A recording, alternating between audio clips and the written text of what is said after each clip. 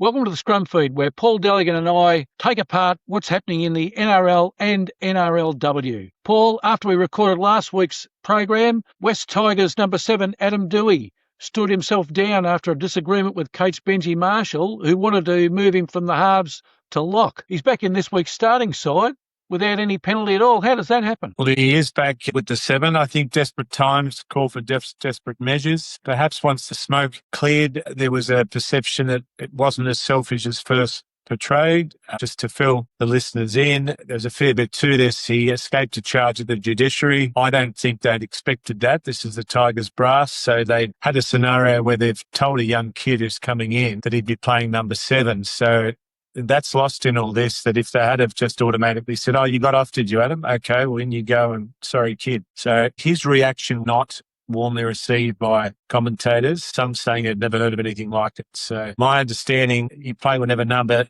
you're told to play, the same way as when I used to play cricket, when the captain said you've bowled another wide, you're off. You don't just grab the ball and start bowling the next over. So I do think there was part of that. His defence was that it's a strange defence, but he was trying to keep up the standards in the place, and he didn't like being made the scapegoat for what was happening, in that you're the one to make way when Jerome Luai, his halves partner, is off to the Papua New Guinea via Western Sydney for massive money. So perhaps he thought that he should be making way and not himself being devoted to the Tigers, unlike others. That's the best I can put it. But he is back. You know, I don't like holding grudges if we can help it. I want to see good footy. He's said enough to be back. His teammates obviously aren't off him. They even joked on the way into training that he was a gronk, I think Luai called him. I'd have to check the Urban Dictionary for that one. But if the coach is happy to put him in, his teammates are happy, he'll make them a better team. I can't see why you punish someone for the sake of it. Well, it didn't help the West Tigers on the weekend, Paul. Another bad result for them, beaten 56-10 by the Raiders. That puts a spotlight on,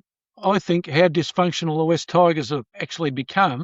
They were coming good, but this season's an absolute write-off for them. I think that highlights that Doueihi had to be out there, and it's not a surprise. I've just had a look. The odds have changed since the team came out when I first looked at it. So he is their best player. He lost in all this. He's better than Luai in terms of performance this year. So I wouldn't be too happy either if I was told to play the seconds, if I'm trying to keep that team going. So if he hadn't been out there, that wouldn't have been the score. I can guarantee you that. So I think Benji didn't expect the reaction. Obviously, all is well and good. And I actually think they're smoking now to win, because they're the team under most fire, I think, for the whole year this week. 3 or 4 very bad results for the West Tigers, Paul. Benji Marshall must be feeling the pressure. He is, and you can see that he's one of the smarter guys in the game, but coaching's a brutal profession, as we know, and it can snowball when you don't get the results. I think that they just need some time for all this to clear and see what they can do next year, hopefully with these young players signed up with the money they've freed up with Luai gone. That was the intention of letting him go. And also to go next year to the Eels to rebuild, because they've got to start doing that pretty quick. Can't keep Zac Lomax out of a discussion on the Scrum Feed, Paul. Rugby 360, Melbourne Storm. Now he's going to the PNG Chiefs from 2028 to what he says to be part of history, and that's what he's leaning towards. The Chiefs have now got Doueihi and Lomax. Well, the bit I liked from all the headlines I saw earlier was that the impact he can have. If you put me on tax-free dollars, Professor, I'd have a fair impact at the watch shop, I reckon, across the road. But yeah, he's looking for an impact on Papua New Guinea, so I'm sure he'll get it. And they're building quite a roster there. I think Joey Manu could be on the way too. So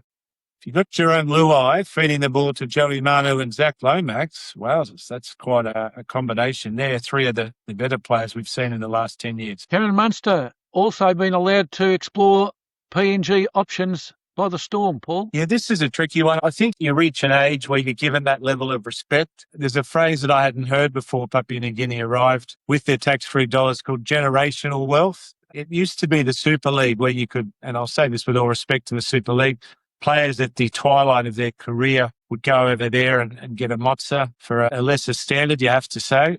Now it seems like Papua New Guinea and Munster, if he can make all that money in his final years, he's done so much with the Storm, as much as anyone has. It's out of respect to him. They wouldn't have wanted a messy situation, perhaps similar to our Premier today. It's just they've resigned to the fact that it's best just to accept reality that he'd likely go anyway with that sort of money on offer, and I wouldn't blame him. Well, Papua New Guinea have mentioned Luai, Lomax, and now Munster's in the discussions. The Perth Bears have signed Scrum Feed's Guillemot Shibasaki for $500,000 a season. Not in the same ballpark, I would suggest, as the previous three names. No, I wouldn't call it a marquee signing. I'd call it more sort of an umbrella as opposed to a full marquee. I mean, this is a guy who's played at more clubs than James Rain. So, yeah, he's been around, as we know. I think he's nearly 30, isn't he? But, I mean, he's good, but he's not going to get the bums on seats over there. And with any back, it's all about who's giving them the ball. So I think as it stands, they've got Sexton and Tyrone Wishart, 6 and 7. So they're not exactly making opponents quiver like that Papua New Guinea team we rattled off before. So good luck to him. And it's good that Mal's got his signing, but you want to get his hands on, I think, a Munster, for example, but we'll see. Broncos' premiership defence is over with their loss to the Cowboys, Paul. They never looked like it in that game. Maguire needs a reset, and losing Payne Haas won't help. Yeah, he does. I think that he's shown enough with that win over the Panthers, though, that they can still rise. It was an unfortunate result. I think it was more the Cowboys playing better. I think it was the only one I got wrong, if I can blow the trumpet there. I thought the Broncos would win, but the Cowboys, without Tom Dearden, played out of their skin. So I actually still think the Broncos showed a lot of fight. They haven't turned on this coach. I think there's a lot of positives for this Broncos team, and it shows the strength of this competition. If that team isn't in the 8, my word, and the Storm isn't in the 8, there's some very good teams that are. And I think, check the record books. Can you remember a year when both grand finalists didn't make the 8? No, I can't, Paul. So I'm actually more than happy with Maguire there. I think he'll have them back and firing. They've had some injuries. Payne Haas is just a unique scenario with him walking out, but I think they've got enough talent there to make it work next year. Big wins by the Broncos and the Roosters in NRLW round 4, Paul. They've really set themselves well apart from the rest of the field. They have, as we've predicted on the show here. They've certainly shown that they're the standard bearers for the comp. I'm just having a look now at the red pen if you want to get that out, Professor. I think last week we only left a couple open. The only two that could win it outside of those, as we discussed, the Titans and the Warriors. It's the only two possibilities. So both of those are 3 and 1. But it looks like a Broncos Roosters Quinella, if you had a gilding prediction. Yeah, just hold the phone on the Titans. They had a pretty good win against the Cowboys, but Gillaroos star prop Jess Elliston, she did her MCL in her knee and she's out for the season, so that's a big loss for them. Well, it is, and we say regularly, I'd love a team of the Gold Coast to win anything, any sport, but it may not be this year. It's a big loss, as you say, but we'll see what happens. They're playing each other this week, the Titans, the Warriors. You can get the red pen through the loser, and the other one just alive, only chance to beat the top 2. The Knights didn't just lose the game against the Broncos, Paul. Their skipper, Yasmin Meeks, ruptured an ACL.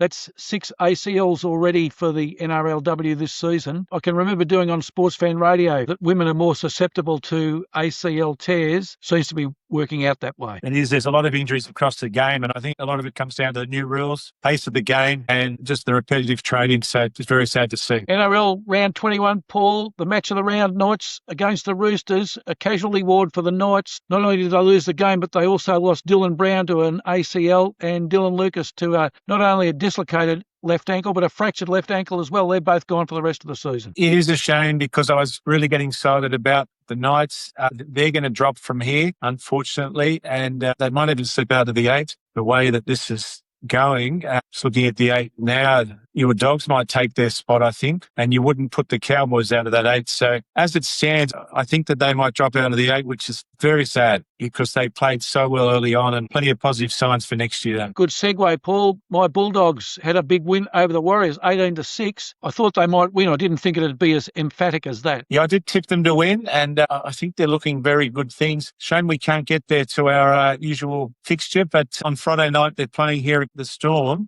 and they're pretty short favourite, $1.50 favourite, so that shows how well they're playing. A couple missing, obviously, for the Storm, but that was a fantastic win, and who would have thought that Crichton would be the answer for the Haas dilemma at the Dogs? But when you get good players, as I often say, just get Pavarotti on stage. It doesn't matter where he stands, you'll get a great song. Your Rabbitohs took their time to get a win over the Storm. They eventually prevailed 28-26. Did you ever think they were going to get there? No, well, I think it is the worst record in Australian sport for any rivalry. It's the Rabbitohs record against the Storm. Over the last 20-odd years, I think we've won about one of them in 20 years. So it's a pretty bad record. So I'll take the win. Doesn't matter how long it took, but we got there in the end. The Sharks 48, the Sea Eagles 12. I think that's the end of the Sea Eagles for the season. Schooner won't be happy about that. No, it is. And much like Fosball has come and gone, I think. It's quite sad. I hate to say it. I was saying early on, I thought they might have been overachieving, but they're slipping out of the 8. They've lost 4 of their last 5 and big trouble at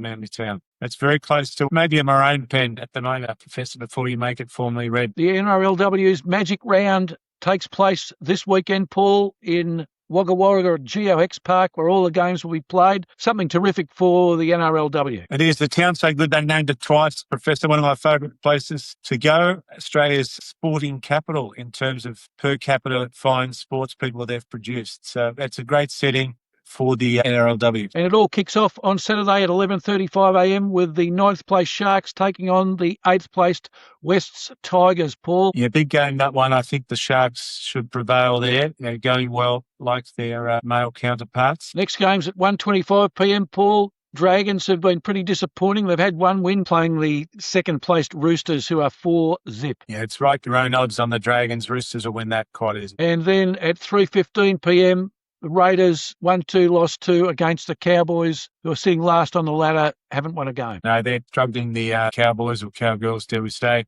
Raiders will win that pretty well. The next game, your Dogs are up against the Broncos. So some very short price favourites in this round for the ladies. Yeah, I like my Bulldogs, but not against the Broncos. No, that's going to be a very tough match for the girls at Wagga Wagga. And the match of the round on Sunday at 1:25pm, Paul. 2 teams with a 3-1 record. Third, Titans playing the Warriors 4th. Be a good game. As we said, they're the only other teams that could challenge the top 2. So whoever wins this will be a big chance of threatening on the big day. And the final game for Magic Round, Paul. The Eels 11th playing the Knights 5th. I think the Knights have got this one. Yeah, the Knights should get that one, I think, Professor. NRL round 22, Paul, kicks off Thursday, 7:50pm. The Cowboys playing at home against the Roosters, who look formidable. Tommy Dearden and Reid Marnie both out for the Cowboys. They played very well against the Broncos last week. Can they do it again against the more powerful Roosters? I'm leaning towards tipping them the way they played last week. The only worry I have, and I stand by this rule, is they would have been up for last week for that Queensland derby. They were calling it the biggest rivalry in NRL. Not sure about that, but I do have a theory, Professor, that the week after teams are a bit flat, and it's proven to be the case. So I think I've got to lean towards the Roosters. The early Friday night game at 6pm, Paul's down at Wollongong at Wynn Stadium. The 17th place Dragons taking on the Dolphins, who are 5th. The Dolphins won't lose this one. No, but I've been impressed with the Dragons. They got the new coach there, but no, the Dolphins will win it.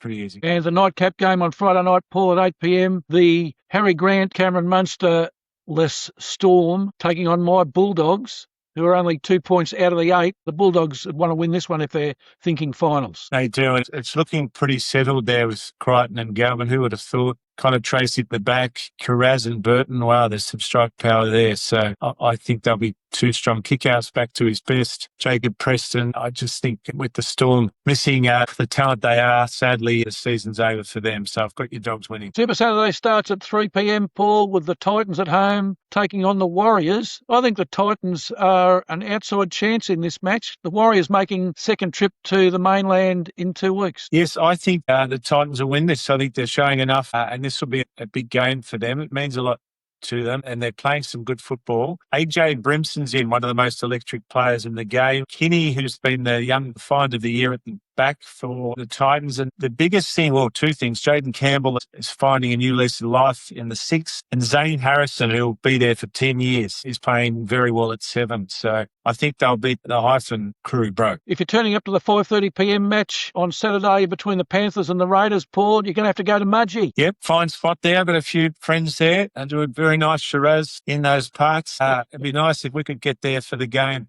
Professor. I think the Panthers will be too strong in that game. Raiders have a faint hope of making the top 8. It's not helped by playing teams like the Panthers. Panthers expanding their presence into the Central West, playing this game at Mudgee, Paul. They are. It's great to see, and that'll be a full house there at Mudgee. It's not a big oval, but it'll be full, and it's good for the area. The way the Raiders have been playing, Paul, they might be an outside chance in this one. They're 4 points out of the 8. They need to win every one from here on in. They do. I can't see them beating the well-drilled Panthers, though, unfortunately. It'll be a good game, though. They'll throw the ball around and see how they go, but Cleary's just going to, I think, stifle them out of the game. The nightcap game on Saturday night, Paul, the very disappointing Broncos, who are 14th, taking on the Knights 7th. the Knights without those injured players, as we mentioned before, might be pushing it uphill. Yeah, I think that they're just with the players. Palmer's been named, but I think the Broncos will get this. I just think there might be a bit of a malaise settling in at the Knights with the players that are out. Still in Lucas, still in Brown. Yeah, I just think that the Broncos, with their faint hope of making it and at home, will just get the win, I think. First game on Sunday, Paul, the Sharks, who are fourth and in great form at the moment, taking on your Rabbitohs.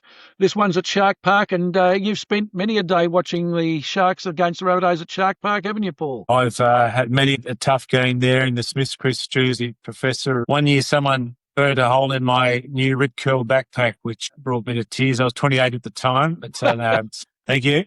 Now, it's a tough gig there on that hill in a Smith-Chris jersey, I can tell you, but that's what we do for the teams we love.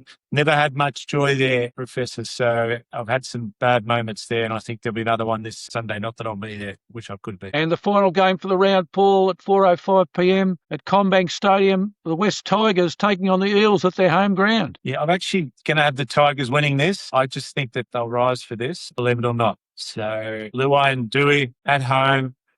It'll be up here to the critics. With all the talk about the standards and blokes vaping at the gym, apparently, and all, I think that they will really fire. And it'll be no surprise that number 7 will be leading the charge. So I actually think the Tigers will win this. Well, I'm going to disagree with you there, Paul. I'm going for the Eels. As my mum used to say, if you haven't got any socks on, you can't pull them up. Very nicely done. Yeah, I don't mind that. The good part about round 22, Paul, there's a lot of games that are relevant to the fight for the finals. There's 3 teams on 26, the Rabbitohs, Knights and Cowboys. If they have bad records, there are a few teams chasing them that could replace them. Well, as I said, that sums up the quality of this year's comp is when you've got some great teams who'll be missing the 8, very good teams. So it's going to be a very good season. And I don't want to have a dig, but I don't like that AFL system of 10. I like 8, and you're not rewarding those who miss out, and it's placing a real premium on getting into that 8. Totally agreed, Paul. All right, that's all for the Scrum Feed for this week, and until next week. Keep feeding that scrum, Professor.